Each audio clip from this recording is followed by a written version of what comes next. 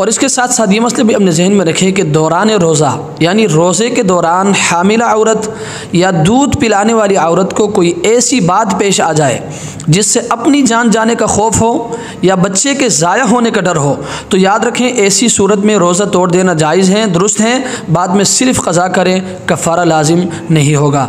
और इसके साथ साथ ये मसले भी अपने जहन में रखें कि अगर कोई शख्स सख्त काम करने की वजह से या प्यास की वजह से ऐसा निढाल हो गया है कि जान जाने का खौफ है, तो याद रखें ऐसी सूरत में रोज़ा तोड़ देना दुरुस्त है। बाद में सिर्फ क़ज़ा करे, कफ़ारा लाजिम नहीं होगा।